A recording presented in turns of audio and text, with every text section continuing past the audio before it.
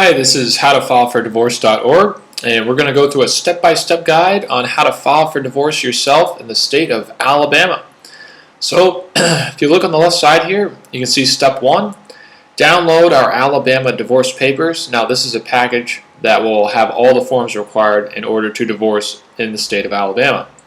Step 2, the spouse that has decided to file for divorce must complete the following forms and to be sure to have them filed with a circuit court clerk's office in the county where you reside. It's a lot of C's, but basically you just have to find out where that circuit court clerk's office is in the county where you have been a resident of, and you will need to file these 4 forms, or actually 3 forms. The 4th bullet here is a $324 filing fee with the court. But trust me, that's a lot better than paying an attorney who's probably going to charge you a couple thousand to file all these forms for you. So after you file these 3 forms and pay the filing fee, you have to inform your spouse that you are filing for divorce. And you do this by sending them copies of the filed documents above. And you also have to include this form, which is called the Answer, Waiver, and Agreement for Taking of Testimony.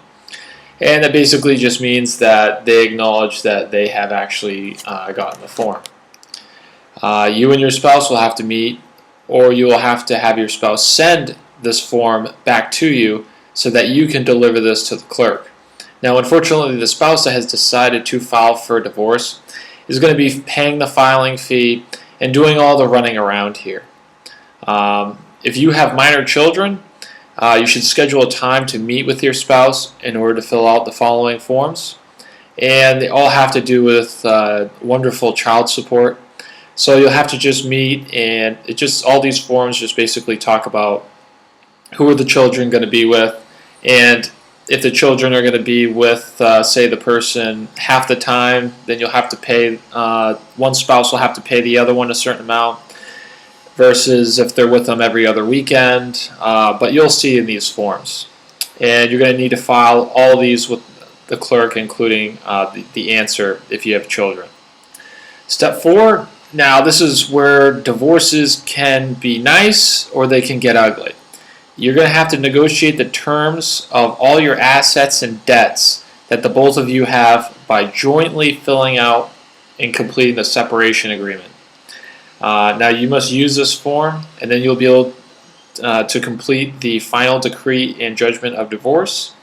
And this is the final form that you're going to be filling out and be showing up with at the court.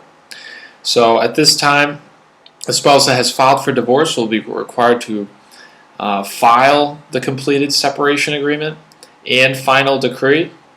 And while at the clerk's office, you'll be able to schedule a hearing court date.